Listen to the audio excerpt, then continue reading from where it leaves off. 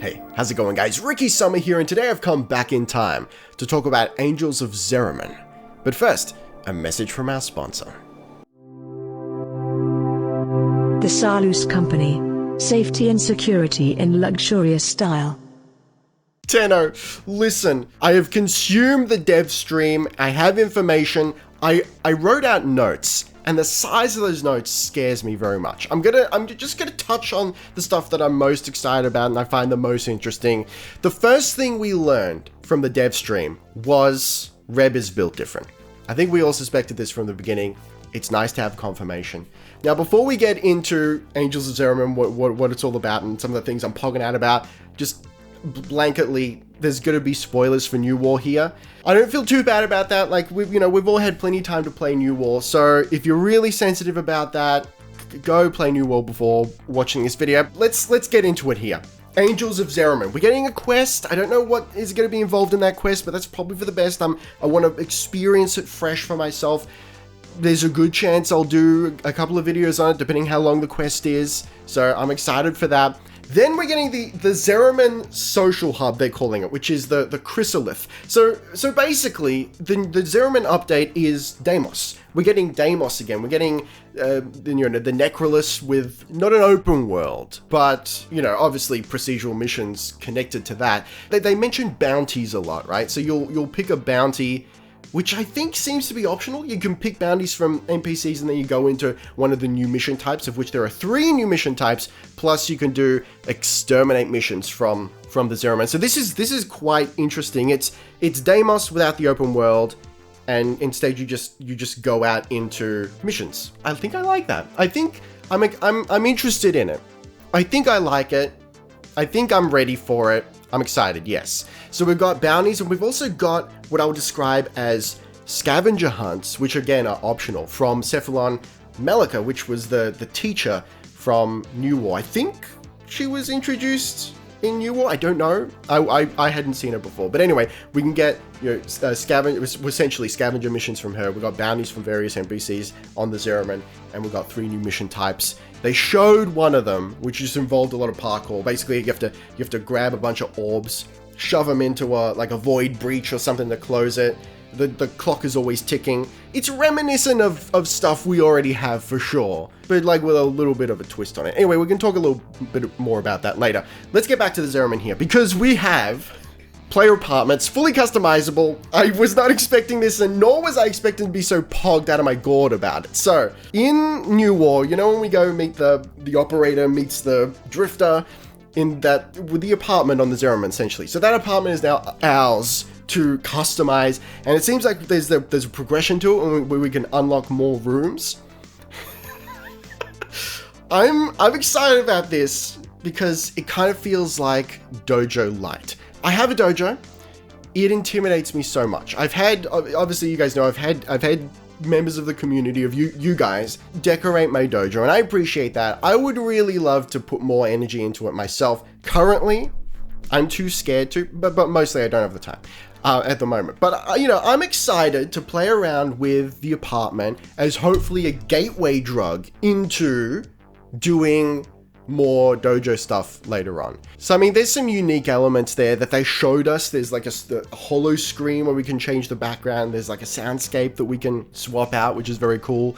I don't know to what extent we'll be able to, I assume it's going to be at least as customizable as the lander. I imagine we're probably going to be able to change this color scheme and place objects and whatnot. I don't know for sure, but surely I feel like that's a safe assumption.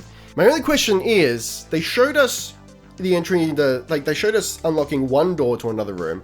What was the other door for though? I don't think they mentioned anything about that. So will we be able to unlock that as well? And what is it? Is it the master bedroom maybe? The greatest of all rooms. Anyway, I'm unreasonably pogged out of my gourd for player apartments. It's not usually the sort of thing I'm into. Usually find those in MMOs, right? I'm not usually into that sort of thing. But for whatever reason, just the Warframe fashion instinct has just gotten deep into my veins on this one, and I'm ready for it. I'm here for it. All right, so Void Shell skins. When I first heard this term, I'm like, what do we like? Is it just like a new series of themed skins? Buddy, you have no idea. It's A set of skins, some of which can be earned, like in-game, and others it seems like you will have to buy, maybe? They were slightly vague on whether you would have to buy or whether you would just be able to buy. I don't know. It allows you to change the materials on the Warframe. So for each color that you can change, you can also change the material. I mean, come on, man. How much have we wanted this for how long? Am I right? Can you imagine going full metallic sheen, golded and chromed up to the nines? It's every Tenno's dream. So we're also going to be getting a free operator void shell skin as part of the quest. So when we complete Angels of Zariman or some point during that quest, we'll be given an operator void shell for us to sort of play around with that, which is very cool. What's unclear is whether we get free rain on materials or we still have to unlock materials, because we do have to unlock materials. How exactly that works, I don't know. Maybe we'll get them as quest rewards or we'll have to buy them. I don't know. Look, we'll see. We'll see what's up. But considering that basically I just want to make everything metallic and shiny, I'm not too concerned, because then I just need to get one material type and then everyone becomes Iron Man. Moving on to the new Warframe, my first reaction was but then I thought about it some more and I listened to what the inspiration was and I looked at the frame and I'm like, no, you know what? I'm 100% down for this. So we've got Gyre, and I'm pretty sure Gyre was one of the skill names for, was it Caliban? It's someone I did a video on semi recently, and I didn't know how to pronounce it. I was like, Gyre?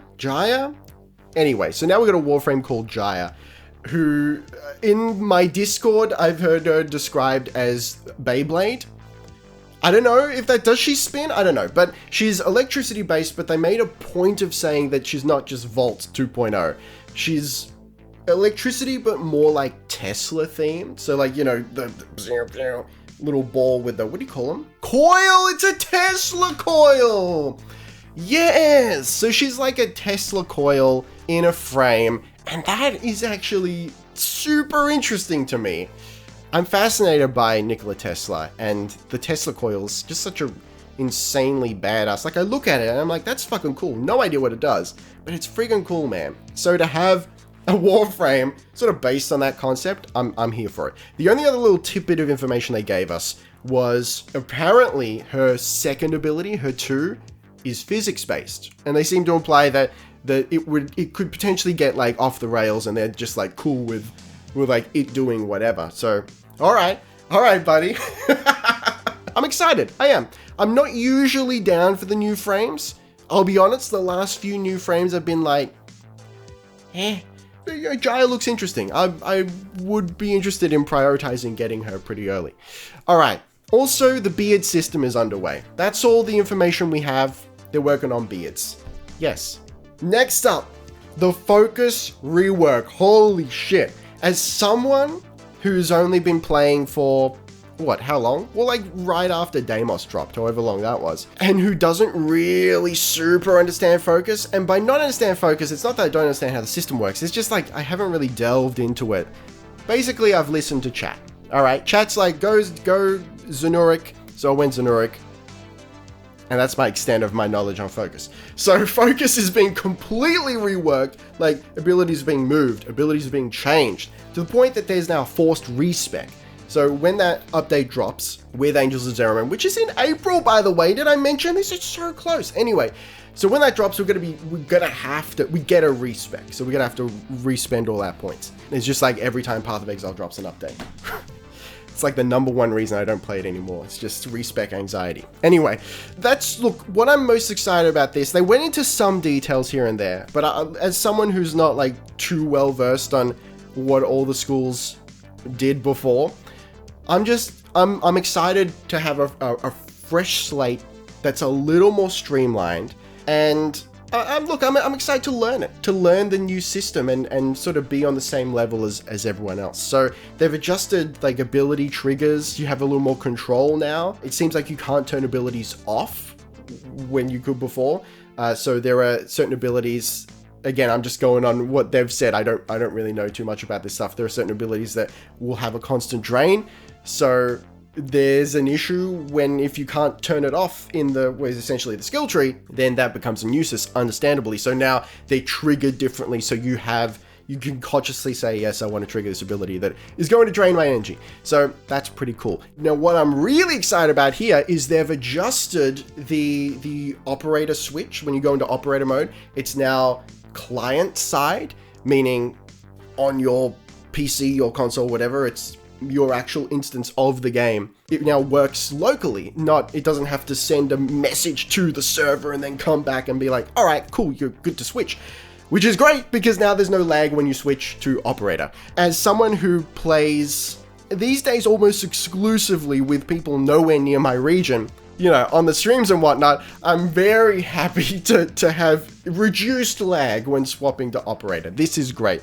Furthermore, they've streamlined the whole process, so now when you trigger melee or a finisher in operator mode, you automatically get switched back to your Warframe, which is so good. It seems like they're really trying to make it easier to use the operator, more rewarding, and incentivize you to use the operator as a support to your Warframe, which is really, it's so good, man. Fantastic. Yes, thank you. So they've also adjusted the Void Dash, which at first I looked at, I'm like, but then I go warm to it, man. It's got this sort of like warp drive sort of thing. So it will telegraph how far you go. I'm just assuming this is how it works based on what I saw, but it seems like when you trigger the Void Dash, it will like a little orb will go out and then maybe you trigger it again or something. I don't know. I'm not sure exactly how it works. And then you will dash to exactly where the orb was. So you have a little more control over how far you go, which is pretty cool. I think I can get used to that. And the more I saw it, the more I warmed up to the animation of it. It's actually pretty dope. Anyway, I'm excited for that. I've never been a huge fan of using the operator. Love the drifter. The operator, not so much. So some little quality of life changes to the operator. I'm 100% here for that. Very excited to play around with that. Okay, so just to clean things up here, general Zariman content. All right, so what I'm most excited about, possibly, yes, I'm gonna say yes here, with the new Zariman content is evolving weapons. So they evolve just like the Protavia armor pieces evolve. So it's like challenge based and whatnot, some related to Zariman content, others not. And then you've got like a little like mini skill tree for each of these weapons. And it can be respec, so you can play around with shit. So you evolve these weapons and then you'll actually have like a choice on some nodes between two upgrades. So you can fully customize these evolving weapons to function how you want them to function. Now, buddy, look, if you've been watching for a while, you know that any game that gives me the feeling of ownership of this weapon is yours, because you have full control over what it looks like and how it functions and whatnot. Any sort of customization that leans very much into personalization, because I'm not sure I can properly articulate this point, but I feel like there's a difference between customization as a general concept and then personalization. Any customization that makes you feel like this thing is now yours and unique to you, love that shit, man. And that's the sort of vibe I'm getting from these evolving weapons. And they suggest that you can get pretty off the rails with some of the upgrades that you can choose here. Like, apparently alt fires are going to be very like void intensive and very intense. Yes, thank you. And as someone who really likes the way the Protavia mechanic works, I'm 100% down for this. It's like mini Nightwave that actually gets you meaningful gameplay advances. Not in the case of Protavia, but in the case of the evolving weapons. So I'm very, very excited to get my hands on those evolving weapons.